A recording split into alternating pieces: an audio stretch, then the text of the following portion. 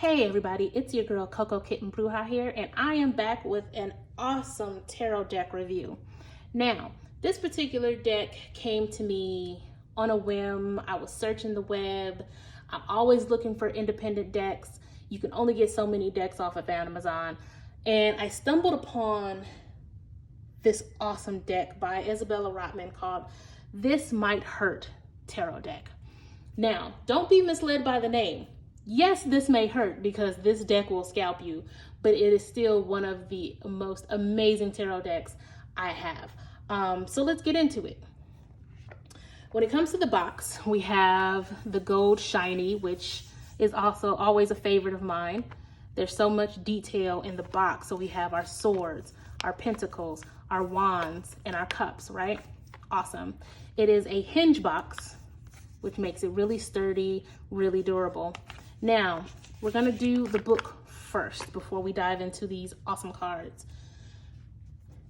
Isabella Rotman stayed as true to the typical style of imagery as she could. However, she definitely put spins on some of the cards. These cards are very diverse and I absolutely love them.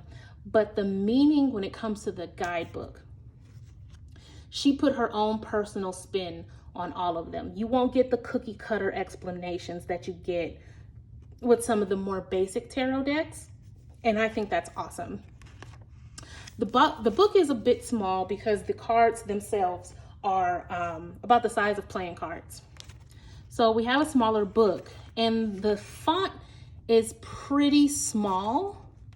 I still have a pretty good okay time reading it, but the book itself, it's more on the basic side with the black and white pictures, and the paper is a little bit on the thin side. But all in all, the words, the content is awesome. Very straightforward, easy to read. There's not a lot to the explanation, but the words pack a punch. Now, let's actually get into the deck itself. Her style of illustration is just so cute and so fun. And again, very, very diverse. So we have the Fool. Oh, sorry, before we get into that, it is gilded. Very much gilded with that iridescent shine. The cards are a bit thick. So when you're doing your side shuffle, you guys can see, I use this deck a lot. And they're starting to wear on the sides. So you have to be very careful when you're doing the side shuffling. Don't be like me. So here's the Major Arcana. Like I said, very diverse, but still kind of keeping in the style of the traditional tarot. Now, I'm gonna stop right here because this is one of my favorite High Priestess cards. That is phenomenal. Do you see her fro? Do you see her curves? Do you see the way she is sitting? This is the High Priestess. I love her. Absolutely adore her. But you're going to see the cool diversity in these cards. I immediately connected to this deck. This deck has given me so many amazing reads, and there's so many things that you can see in these cards outside of the traditional meanings, outside of what you'll find in typical tarot decks. I absolutely love this deck. Look at the Justice card. Yes, ma'am.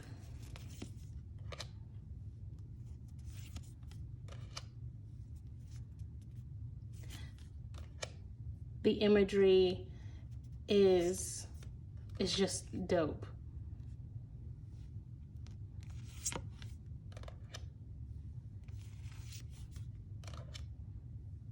Now, if you're not a fan of nudity, I don't know what to tell you, because this particular deck, as you can see, has nudity throughout the deck, but it's still very tasteful, very, very art driven.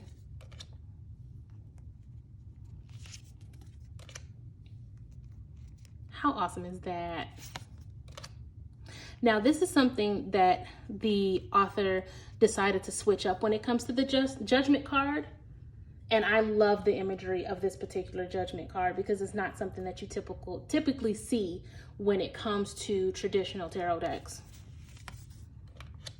And this particular card means a lot to me because as someone who is plus size, this is such a body positive card. Like, she is the world. And she is thriving, she is happy, and she is just joyful, right? It's just awesome. So now we get into the the wands.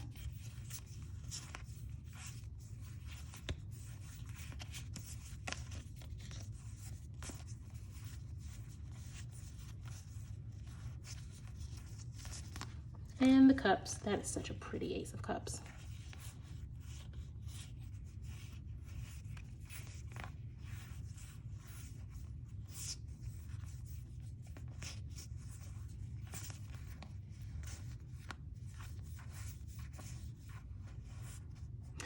This particular King of Cups, she has this backstory for it that's very personal to her and her family, and I feel like it's just really enduring, and it helps drive home the meaning of the King of Cups. I love the personal touches that she put into this deck because it helps you relate to not only her, but it helps you relate to the card itself. Now, y'all know I love a good Nine of Pentacles, and Mama is working this Nine of Pentacles.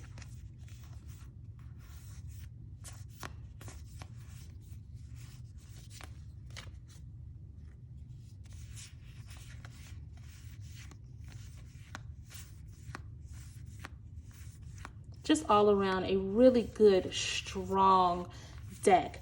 I honestly feel like this is for all skill levels. Because of the way that she breaks down the cards, how simple she breaks down the cards, simple yet impactful. I feel like this is a good deck for all skill levels.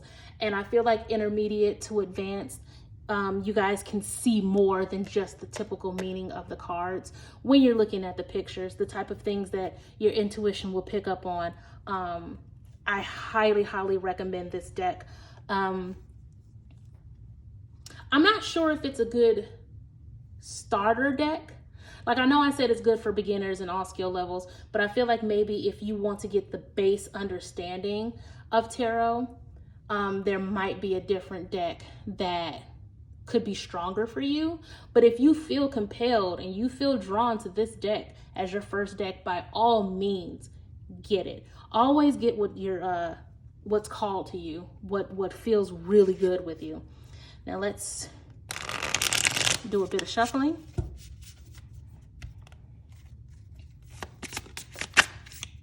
Oh, the Fool popped out, guys. Oh, what else popped out? So we have the Fool. Oh, okay. The Fool, the Eight of Pentacles, the Star, and the Moon. What does that mean? That means take a leap of faith and work on you. The Eight of Pentacles is about self-mastery. It's obvious that Spirit shines down on this decision because it's going to take some self-reflecting to get to that point where you're ready to take that leap and start doing some self-mastery. Take that class, learn that skill, start watching YouTube on how to do that project, how to do that craft, right? Because you're going to shine when you do it. All right, well, that is my deck review for this particular deck. Let me know how you feel in the comments. Do you have this deck? Do you want this deck? Do you not like this deck? I want to hear all about it. Hit me up in the comments and don't forget to hit that subscribe, guys. Subscribe button. Jesus, I need coffee. All right, guys, I'm out. Peace.